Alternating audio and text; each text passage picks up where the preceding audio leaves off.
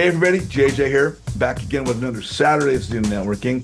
And we've got an absolutely awesome guest speaker today with an absolutely phenomenal topic. It's one of my favorite topics. It's underwriting. The young lady that is speaking for us today is someone that I've seen on the landscape, the Horizon Arc investment community for the last year, if not 2 years. She's highly respected, highly regarded, admired by everyone. She's a professional through and through, and her presentation of how she presents herself is she's just someone you want to get to know. Um, my good friend, Andrea Garcia. Andrea, how are you? Hey, I'm doing amazing. How are you? I'm great. I'm great. Hey, for those that don't know you, where in the country are you located? I recently moved to Thousand Oaks, California, but I've lived in Los Angeles my whole life from in the San Fernando Valley. And that's where I live now in San Fernando Valley. So I we're think that's what probably, we clicked at the beginning. We were like, oh, I'm from Van Nuys. Hey, I'm in North Hollywood. And I think that's how we connected. yeah, the commonality, as we talk There about you go. commonality. Yeah. I want to give folks a little bit of insight into your background, how you got started, because probably not everybody knows that you were a real estate prodigy as an infant and you were doing underwriting by the time you were in the second grade. And this is something that actually, you know, um, we're not all exposed to real estate at the same time. Some of us, it happens earlier in our life, and some of us, like me, it happens later in our life. And we're driving at 16, we're voting at 18, you can buy an alcoholic beverage at 21. As you were growing up, was real estate something on the horizon? Were you exposed to it? Were mom and dad into this? Is this something you were aware of growing up? No, so I'm actually the daughter of two immigrant parents, and my dad's from Mexico, mom is from Guatemala. They came to this country, they really didn't have anything. So I grew up with really not a lot of material items, which made me really incredibly motivated to get into real estate. And my mom was a housekeeper, so I would go into these houses that she would clean, and I'd see these amazing mega mansions, and I'm like, oh my God, one day I want to own property. So my dad started taking me to these real estate wealth expos when I was like 13, 14 years old. And then from there, it just sparked the idea, hey, what if I were to learn this skill early on? But it honestly only took until I was like 27 to really get it. And so I got into commercial real estate about 7 years ago. And now I'm 33. There you go. So now, what were you in high school? Were you just another student, or were you have any particular interest in your teens? Honestly, I was not a very happy teen because I told you I didn't really have much. But what's amazing about the influence of the average of the five people you spend time with, I befriended the valedictorian of our high school. And so from there, that circle of smart girls brought my grades up. So I really was not an amazingly super amazing student. Even in college, I always had issues focusing. Where did you go to college? I went to CSUN, Cal State Northridge, and I Good think school. mentioned No, you went to, right? what did you study at CSUN? Business management. And on the side, I was also learning. Well, just to make it clear, I didn't pay like for the first 4 years of my of college education, but I ended up paying for my real estate education, which was like $30,000 to start. And I didn't even have the money. I had to take it out of like credit cards or seed funding and create credit card like credit from there. And then I think altogether, I think I've spent north of 70K on my real estate education. Yeah, I can relate to that. Let me tell you, it adds up quickly. Um, so you're saying, so what were you doing before you made your real jump into real estate? What was your career at the time? You said about 27 is when you made your jump into real estate? Yeah, right around that age, I think it was like 26. So I was a natural products broker, just like Kevin mentioned earlier. I worked in the industry for also about 7 years as a broker. So I would drive up and down California using my own gas, my own time. But I love meeting people and interacting with people and sharing and healing and educating. So I would sell natural products like vitamins to stores like Whole Foods, Sprouts, Lassen's, Lazy Acres. And from there, I realized I wasn't making enough money. It was like maybe $40,000 a year. And so I used my spare time to learn real estate and underwriting and everything involved with it. Yeah. That's awesome. Now, you and I actually met through Amy Majroy's Raising Private Money community. Uh, as you ventured into real estate and started learning and working in the industry, was that the first education community you became involved with, or was there one before that? No, so I think I was, what was it? Around 2017. So this was around 8 years ago. I joined Legacy Education, which was like a program from Robert Kiyosaki and, one that he promoted. And then from there, that was the one that cost about 30K. It's kind of similar to what Fortune Builders is, where, you're learning different subjects. Oh, I mean, Yeah, and you have to pay more for a mentor, like an additional 15,000 at least. And then crazy. yeah, and then from there, I got back into getting into sub two. I was already in multifamily real estate when I got into the sub two community because I wanted to find a way to creatively acquire properties. Maybe there's something I don't know. And also raising private money through Amy Majori. That's how I met you too. Course, yeah. I heard your name time and time again and different meetups and seeing you on social media. I was like, who's this amazing woman? And because you've really kind of made a name for yourself. It's kind of funny. We're Envy and I were talking the other day, and as always, we talked about this. We just see ourselves as us. And as we're growing and as she has grown, we don't always see the person that people are see us as. And you are so highly respected in the community. Everybody freaking loves you. I Well, thought it's about time to bring her on and have her be, let's let the world kind of get a better, closer look at you. Um, as you made your journey into real estate, how did you pick underwriting? What had you go for that versus wholesaling or short sales or I'll be honest with you. My biggest respects go to people who do in the sub two community that we're learning how to do single family investments, short term rentals, Airbnbs. Those are specific niche items that I was not at all aware of, and I didn't want to reinvent the wheel. So, since I've already worked for a multifamily operator that specializes in affordable housing, tax credit investments for the last 6 years now, I decided to just stick with what I know, and I feel like I am good at it, which was apartment investment underwriting. So, underwriting it comes with many facets, but you do have to choose a model that you're comfortable with. And I'm so excited that I was like, all right, I can be able to educate about underwriting, but also take down deals on my own and get bigger splits and help people in the process. So that's why I chose to be an underwriter. that's awesome. Um, I've been in real estate education for a minute, so I know some of the terminology. But we may have people on the call today that are a little bit newer. We might have people watching on YouTube weeks and months down the line. For those that aren't aware, what is underwriting? Underwriting, the most simple way to put it, is somebody who can do the financial analysis in order to identify if it's a good deal or not. You are weighing the risk opportunity or the overall risk of an investment when you're doing an underwrite. So there's commercial underwriting, there's insurance underwriting. You're getting underwritten as an individual, like a credits to qualify for a credit score, right? So it's seeing what big of a risk you are, but mostly what a big invest of a risk the investment is. And that's what I do on a daily basis.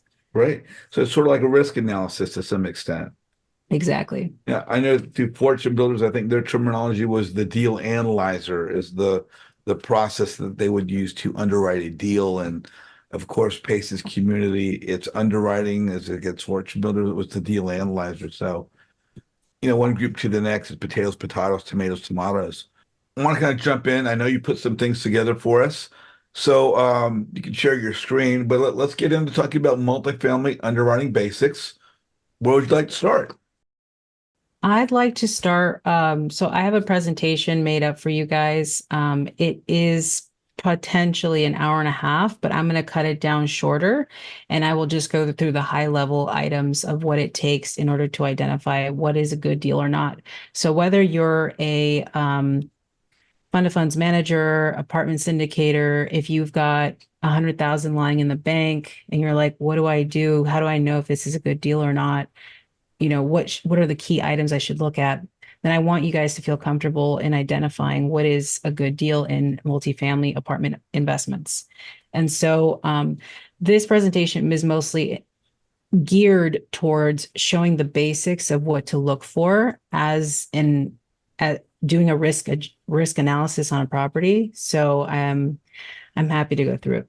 All right. So this is multifamily underwriting basics. My handle is Andrea Garcia REI.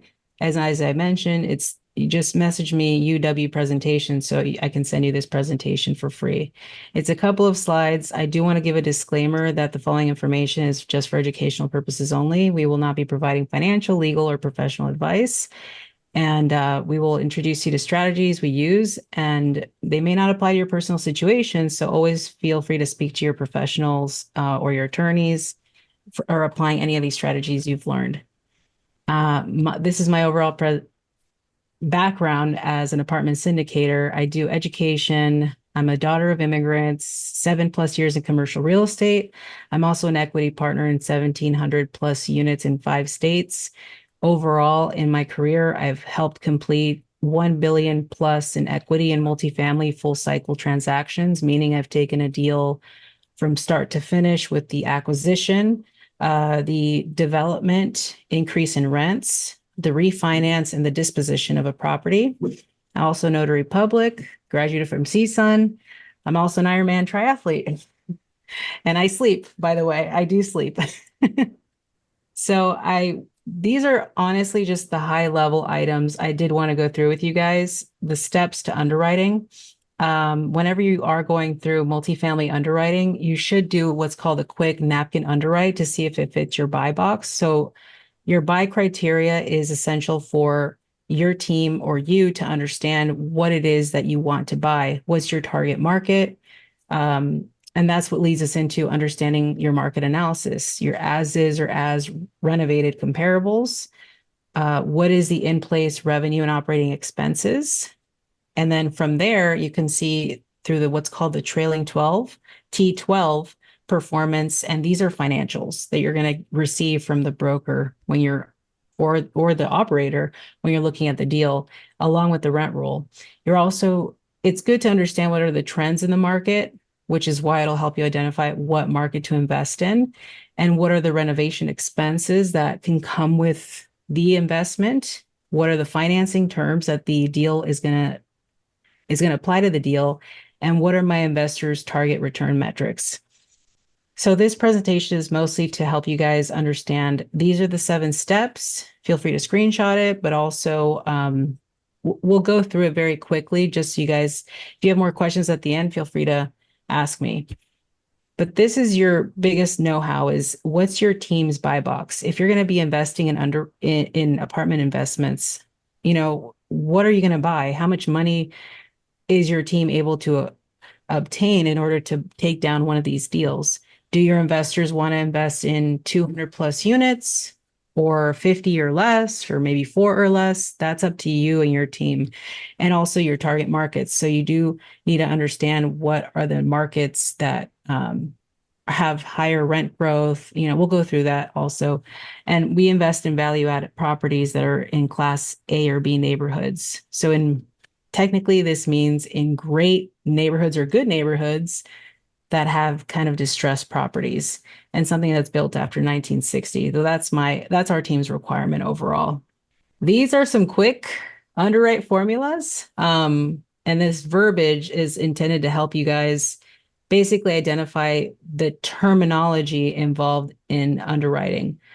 I won't go through all of these. Like I said, message me, follow me so I could send you this whole presentation. But as an investor, we should understand a lot of these terms in order to see, okay, if I'm going to get a deal sent back to me, what is the offer price and what are we going to offer for this deal? If the broker is asking you with their whisper price that the seller is not going to sell it for less than $5 million, but you're coming in at $4 million for your offer price, how does that affect, number one, your credibility as a team to offer that price? How does that affect your returns? And is it going to meet the DSCR, the debt service coverage of the property, if you're going to offer that price? So you want to make sure that your team is able to pay off the debt so that the net operating income of the property can pay off the annual debt obligation. And then also, what are the capital expenditures, like extraordinary expenses that your team is going to spend on the property once it buys it in order to stabilize it and then resell it, right? And then what's the value add potential?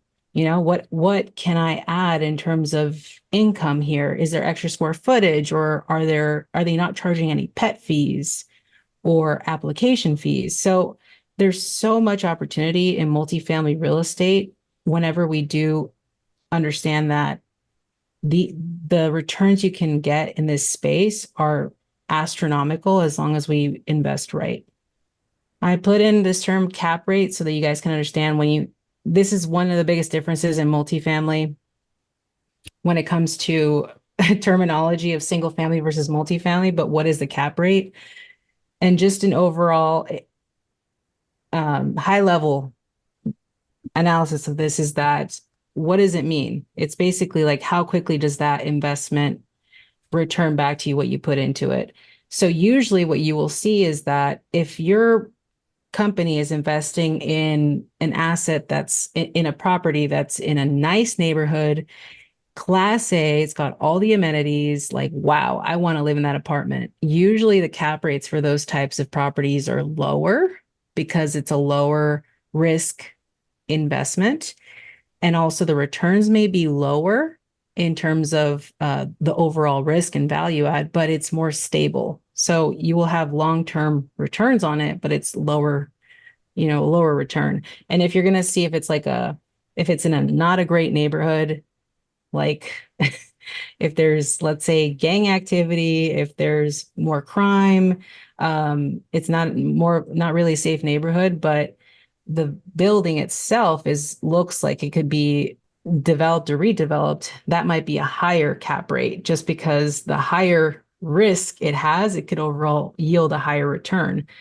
So these are some formulas that can help you understand that. But when people are asking what's the cap rate on this, make sure you check with the broker in the area to see if what's the cap rate for certain properties in those neighborhoods that you're looking to invest in. So check with your broker or your appraiser to see what's the average cap rates for what you're looking for as an investment. Rent roll analysis. If you guys haven't seen, whenever you are going to buy a proper apartment building, you're going to ask the broker for 4 documents: the rent roll, the T12, trailing 12, the OM, offering memorandum. And then if there's anything else, like any questions you have, be sure to ask those questions so that you can analyze and understand if that's a good investment or not. This is the T12 statement. T12 means an income statement. It'll state at the top here, what is the income? And then it'll tell you at the end what it is going to be year to date, and what is the expenses are going to be below the income. So you're going to see the expenses, and then income minus the expenses is what's going to generate your net operating income. And so in order to identify if it is a good investment, we want to make sure that the net operating income, if we multiply the net operating income by the cap rate, we can see what value that property is producing.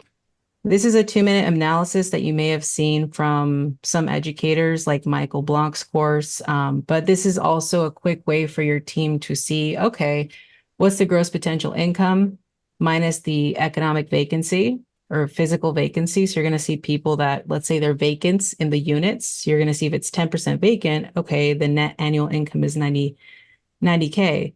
And you're going to subtract that by an expense rate, and you're going to get your net operating income, and that'll give you your market cap rate. So this is a quick analysis to see that. So yeah, I wanted to just let you guys know, I actually do want to fast forward this to your target metrics.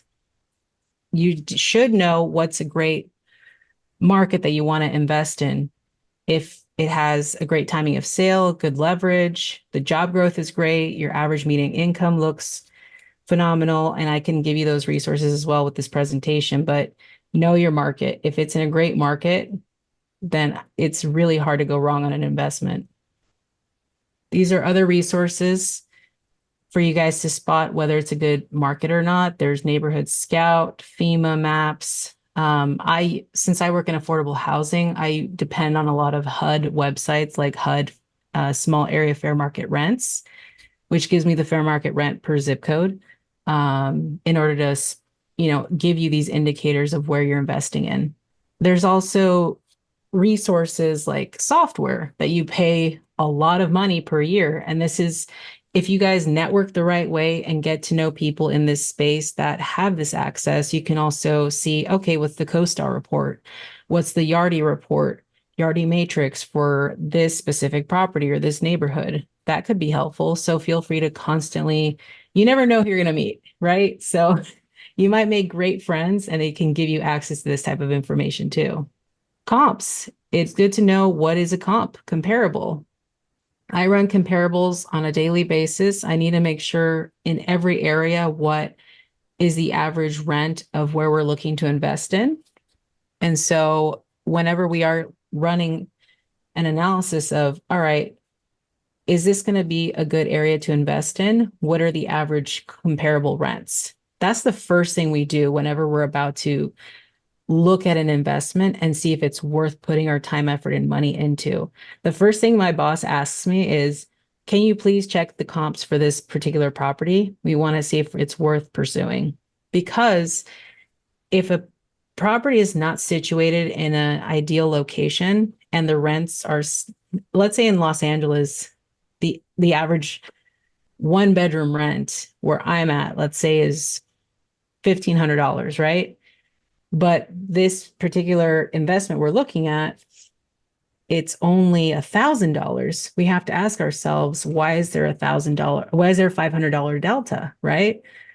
So we want to see if there's opportunity for the rent to grow and how much of that delta we can pursue. And if we choose to develop the property, if we choose to add in special fees like the application fee, the pet fees we discussed. So we want to know that there's room to grow before we invest in a property. If we see that the investment we're looking at is already at its maximum rent, more than likely we're not going to pursue it because there's no space to grow there. This is just an example of what is a deep analysis of a comparable underwriting. You're basically going line by line on the bedrooms and seeing, okay, this is what they're charging per bedroom type. One of the biggest key indicators, biggest factors that I do recommend is get yourself a pro forma. If you do want to continue growing in this space, seeing if you do want to get into the apartment space, here's a couple links that you guys can choose to download. The first link I put in here, this is actually a free resource. It's a free underwriting model from Rob Beardsley that our team uses. There's also other models that are in here, and then there's more available online, but there's some that are free and some that charge you, because the ones that do charge you money, they do give you step-by-step education of what it involves, of what are some terms, terminology, and you invest whatever you think is worth it in your own self if you do want to develop and grow in this space. Here are some rules of thumb. Like I said, I'm happy to send you this. I'm not going to go through them, but there are rules of thumb when you're looking at line by line items in income, expenses, repairs and maintenance, replacement reserves, interest rates. So there's minimums we have to meet in order to submit these deals to lenders for underwriting. And I put them in here. Also, we want to know what's our in-place revenue and operating expenses. As I mentioned before, we know this once we've done a comparable analysis on the property, we're going to make sure that we see what is the expenses in place. Maybe we can minimize the expenses if there's any extraordinary expenses that shoot up within a certain month. Okay, it's worth highlighting and asking the broker, why did this increase during this month? What's going on? Was there a fire? There's also trends. We should understand it's whenever you do get an analysis of a trailing 12 from a broker or an operator, and also their pro forma, you could see what are the trends. Is there any irregularities I can spot in terms of expenses, material items, office supplies? Um, this will give you kind of an idea like what's going on with the property. Maybe it's going in a downward spiral, or maybe they're trying to stabilize it, meaning that they're doing a bunch of unit turns and moving out the bad tenants and moving in better tenants in order to obtain that higher rent. There's baseline renovation expenses that are good to know. So, like I said, network. I've worked with a developer for many years that can help you basically give you a budget whenever you're going to look at renovating a property. Okay, it'll cost you, let's say, 30K for a playground, or 20K to install this or that. So it's worth speaking with a general contractor that can walk to the property with you and give you an estimate of what it could potentially cost for your wish list items for the property. Overall financing terms. These are basics to know. And I know it sounds like it's not basic, but we should know these items, like what's a purchase price, the loan amount, what's the LTV, loan to value, DSC, what's the interest only rate, if it's seller financing, if there's yield maintenance. They're really good terms to understand. And I also laid them out in this presentation as well. And just as an investor, the number one thing we look at, what's a return metric? Are we looking at cash on cash, IRR, annualized average return, equity multiple?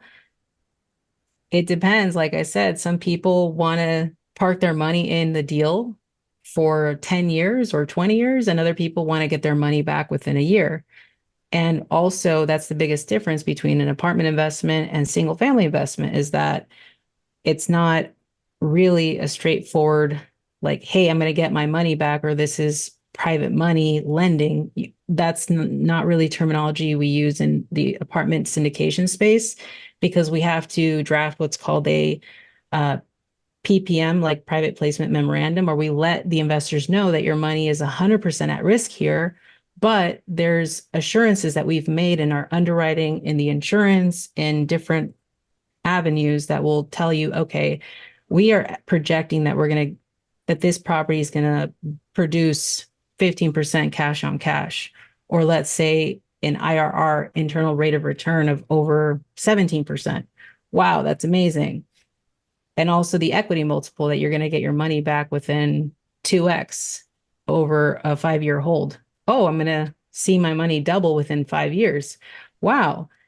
So these are great return metrics to understand as an investor if you're going to go the route of apartment investing. And I'm going to leave it at that. These are ESCC security gut. I wanted to put in a stipulation. We do not guarantee our returns. There's no pool of investor funds. And if you want to learn more, go to sec.gov. And you guys can scan the code on the screen, or just follow me if you want some more information. And I'm happy to answer any questions here. Thank you so much, guys. That was fantastic. It was great notes, great screens to put up there. I saw people taking notes as well as myself. So you participated in how many deals would you say over the last few years? Wow. I can't even tell you. So Probably over 100, company, right? yeah, the company I work with, we sold 500 million 2 years ago.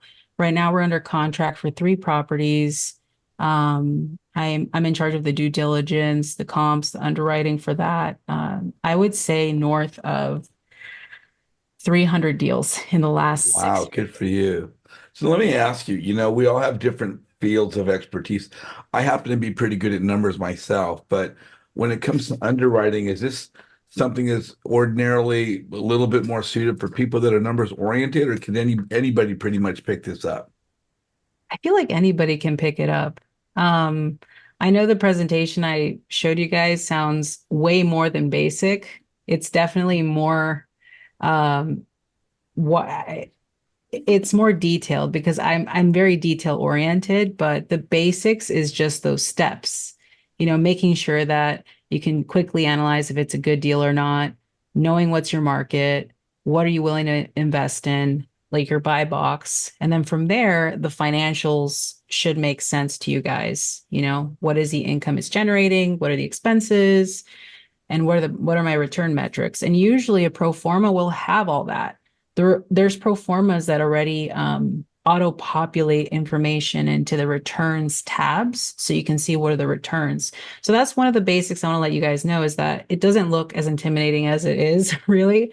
There's pro formas like the ones I put on the screen, and I can put them in the chat, that you can download and play around with them, and go to these websites like CoStar or Prexy, or what's it called, LoopNet.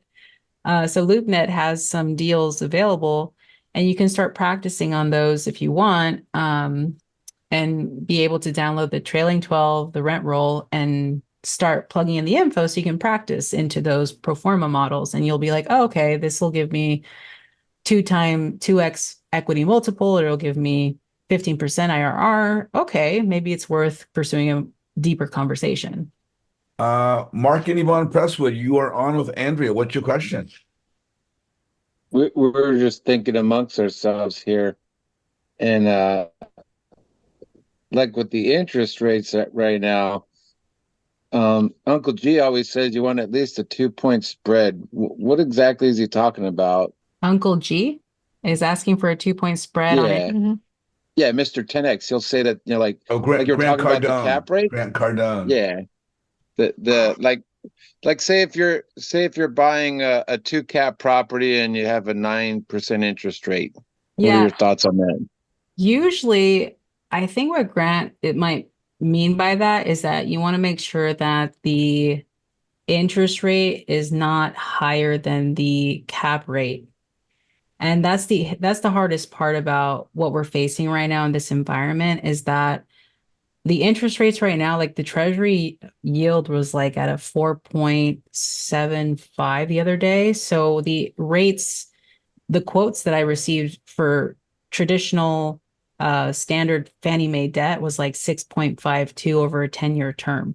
So let's say if the interest rate is 6.52, but the cap rate on the property is 4, you have to see and be wary of that, because over that the term of the investment, you're not going to see such higher returns just because that interest rate is so high, the cap rate, the overall value of the property, it might not be feasible to what the interest rate is. That's probably what he means by that, is like, just be aware that the interest that you're putting on the property, it will yield the target returns that you're looking for.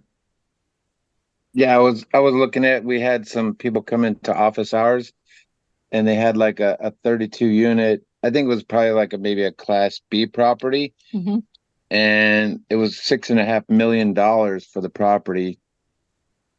And I had to, like, napkin underwrite it and stuff just to show the people.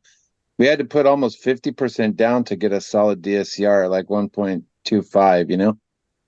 Wow. So, I just tried to explain that, like, we could probably take this 3.5 million and go somewhere else and buy something better, like, so. But the math never lies, right? That's true. The math does not lie. Even though agencies might be offering, like, this is another learning curve, is the financing aspect of it. If the agencies are offering you, and when I say agencies, I mean like Fannie Mae, Freddie Mac, FHA loans, that's the type of financing you will get when it's more of a stabilized property, meaning that the occupancy is over 90% usually. So on those types of properties, you will get more favorable terms in terms of an interest rate. And right now, bank debt is around 7.5 to 9%. That's what I've seen lately. So it just depends on how you guys underwrite it and if it will meet your investor target returns. Yeah, I mean, to just add a little bit more, I mean, if somebody wanted to park 3.5 million in a 1031, that would probably be a good deal for them, right? Yeah, potentially. Yeah. But the 10.5 million, it would have to be a similar size, a similar asset. It'll have to cost just as much. It just depends on the terms of the 1031. There's also reverse 1031s that I've done before. And that was with my old boss where we knew which properties we were going to buy into before we did the 1031 exchange. There's No, so I'm many saying like, views. yeah, if somebody had the 3.5 million that they sold, say they sold an asset, they have 3.5 million, they could drop it into this $6.5 million property, and that would satisfy the 50% down. It would protect them instead of paying taxes and things, and they'd just be like scaling up. Their payment would probably be very similar to what they were paying on the other one, but yet they have more. Okay. Yeah. All right. No, I mean, for the audience, I always like to test. I appreciate you though. Great presentation. Yes. It was very clear, very concise. Awesome. Awesome job. Thank you. No worries. Thank you. So it's Mark, right? Yeah, Mark? JJ said I can only sign in on my wife's phone, so I have to use her phone today. I My love daughter. it. You're a dynamic duo. They are. Yeah, we both tried to fit in a little box together. Yeah. Like Batman and Superwoman. That's right. Yeah. Hey, Santa. Mark, thank you very much for coming on. Andrea, Mark and Yvonne will be at that networking picnic we're going to have on June 15th. You're able to come out for that if you're going to be in Oh, town. nice. I'll put it on my calendar, June 15th. Yeah. Let me ask, now, you said you were, is there a great difference between underwriting for single family and multifamily? Are they two like completely different beasts, or are there some similarities? Of course, there's similarities, but the terminology, the exit strategies, there's so much that's different about multifamily underwriting versus single family, which is why I give great respects to people that are in this space, that are in this Zoom right now. Because when I first joined Sub 2, I was like, oh, let me see if I could take down a deal Sub 2 in North Carolina. And the process I was going through to close on the property was like, this is just as much work, even more work as multifamily, but it's because I was doing it by myself. And when you're in this multifamily space, you have to have a team.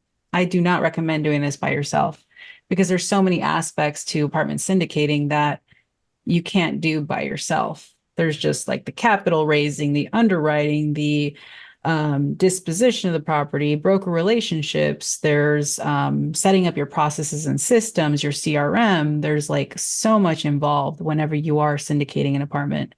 But if you're just going to park your money into an investment, that's what's called a limited partner. And the limited partner is able to join into the deal through the PPM, the private placement memorandum I mentioned, and they're going to join into the investment as an LP, limited partner. The people who are offering the deal are the general partners. They're the sponsorship group. Yeah. So I've been both. Yeah, it sounds I was just going to ask you, you just answered the question, what are some of the roles? So you just did answer that question. So if somebody wants to buy multifamily, do you suggest that, well, I guess it depends on how big it is, because what is it, 6 units and above or 4 units and above constitutes a multifamily, but I think a lot of people think of like 50 plus units, 100 plus units. I mean, it could be anything. I think it's over 4 units is technically in the multifamily space, but an apartment syndication, uh, I've seen units go from 20 units and above, 15 units and above. It just depends on how the money's being pulled and what, if you're going to get an SEC attorney involved into the deal to tell people, hey, this is an investment, that's a syndication. Otherwise, you're pooling funds and that's not exactly legal. Yeah, So you have to check what are the legalities of what you're investing in as well and how you're raising money for it. exactly. Felicia Smith, you are on with Andrea Garcia. What's your question? Hi, Andrea. JJ, thank you for this because I have paperwork in my hand right now, trying to decide if this multifamily is going to be a good deal. It's a 4-door. So how will I tell if it's going to be a good deal besides the area that it's located in? besides the area that it's located in, we I mean, looked I at have cap rates. what are the income and the expenses, you know? Yeah, so the monthly income is like 2,200 and then the monthly expenses is 1,938. Okay, so this sounds like, and this is a 4 unit? This is a 4 unit. Yes. Is that 2,200 per unit, or is that for the whole property itself?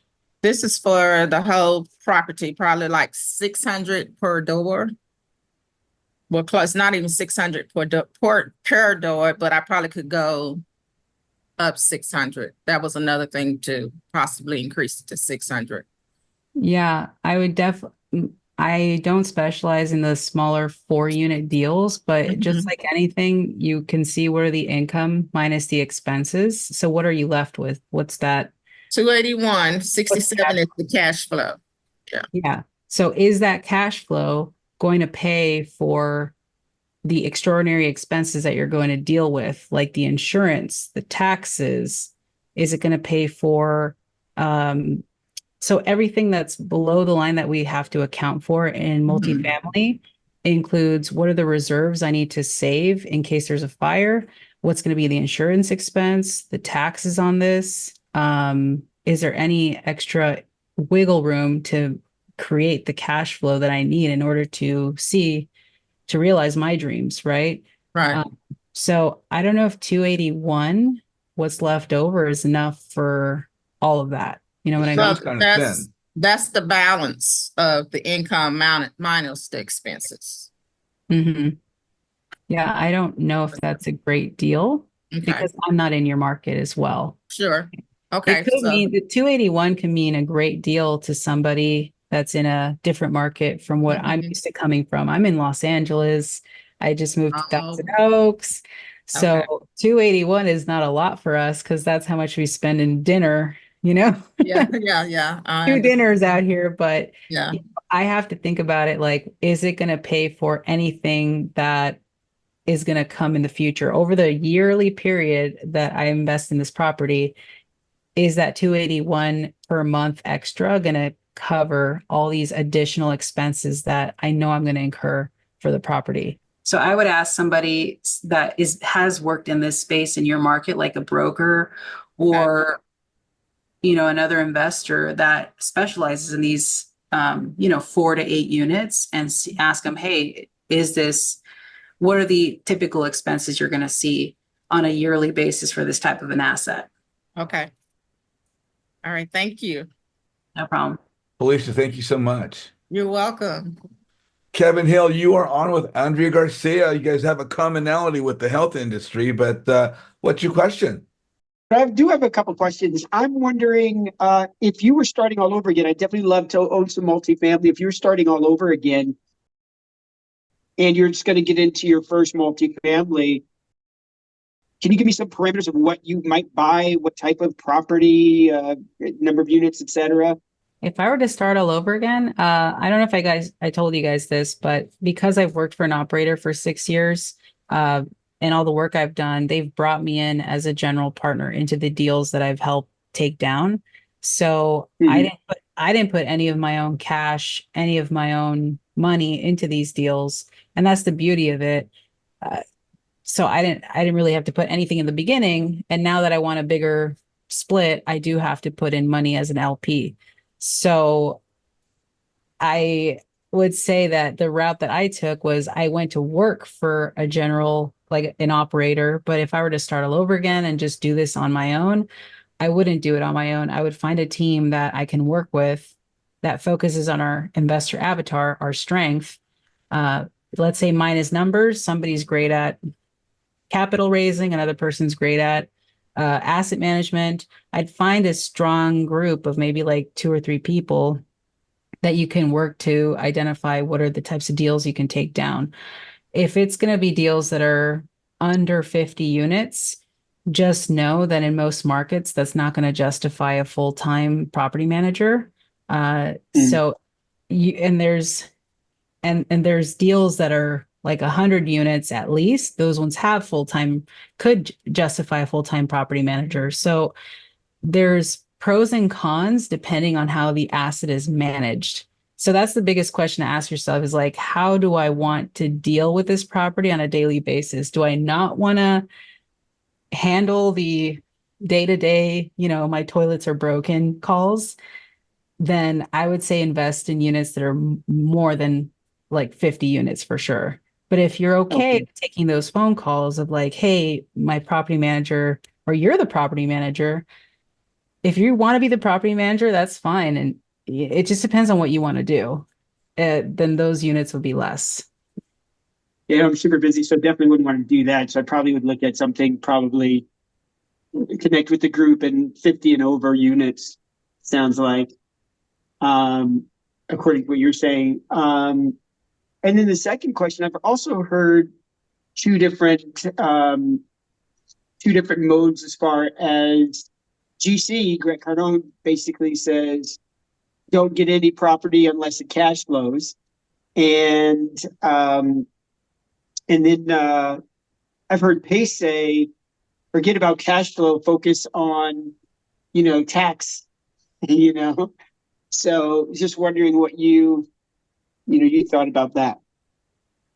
I mean, everybody's going to focus based on what their focus is at that point, right? Right. Uh, Yeah. I, Personal. if I'm just starting out, if I'm in your position and I want to invest in a deal, I should focus on cash flow because ultimately you're going to see what money is left over after all the expenses are paid in order for me to actually start putting money aside in a money market account or roll it into a renovation. But if you're just going to invest for appreciation, that's a great investment strategy too if you have money lying around and you really don't need to see the money within the first year, right? A Yeah. lot of people are happy. Like I know a lot of millionaires and billionaires that are happy to park their money into a deal for like 10, 20 years as long as it appreciates and they're not stressed out about the cash flow. But we don't invest in deals unless we see cash flow from day one. Okay. It's great because both of them make sense. You Totally, know, both of them make sense. Kevin, if I could jump in on that, and I just want to reiterate and emphasize what Andrea said. You know, if we ask four different people, they're going to be in four different positions. Coming from Pace, let's say Pace has a very large portfolio, which he probably does. Yeah. At that point in time, you're looking for tax shelters to protect your incomes. But if we're on the beginning stage and building our portfolio, then again, as Andrea said, generating cash flow is going to be a priority. So it's going to be different from every single individual, kind of based on where their portfolio sits and where their experience sits. It's probably why GC said is when he's educating, he's telling everyone you got to cash flow from day one because he's talking to us, the new investors or who are trying to get into multifamily. So that would definitely make sense. Yeah. Yeah, I And the mean, funny thing is, obviously, an he asset also will said, appreciate over the next coming years. That's a fact that usually real estate does not depreciate if it's in a great market. If it's in a market like I've traveled to different markets. I think there's this one market in Detroit. The only property that we received a negative, a decrease in rents was like in somewhere near Michigan. And that was the first time of any deals I've done like a markup to market and rent comparability study, rent increase in rents. And we're like, what? Like, how did we see a decrease in rents here? But for the most part, we will see the properties appreciate because the rent keeps increasing as well. right. There's more and more diversity and the demographics change, but overall it depends on the market you're in. I have seen those cases where the rents decrease, meaning that the value decreases and it's depreciating. So I would just be aware of what market you're investing in.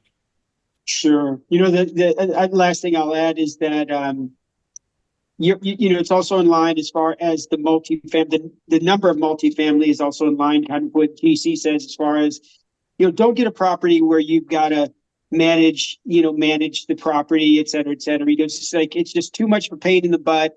Get a property that's cash flowing and that is it's got property management that's got enough units, et cetera, to cover it. And so many people outside of, him, they rag on him. No, get the small place, start small. And I don't really get, like, why would I need to know what it is to go fix somebody's toilet? So either way, I know it's all personal choice, but I agree with him. Why do I need to understand what is common? It's going to be painful, or be calling me at midnight, that kind of thing. So I kind of, what you're saying kind of leaves, with towards GC, but I understand why, he's saying, like, why buy a property that you have got to worry about, Yeah. especially when you're doing something else, Yeah. One thing that every guru or educator will agree on is that you have to find the money first before you find the deal. That's a given. So, and Yeah. this plays back to your question, is that if I'm going to look to invest in deals that are over 50 units, okay, how much do the deals in this market cost if it's 50 units and above?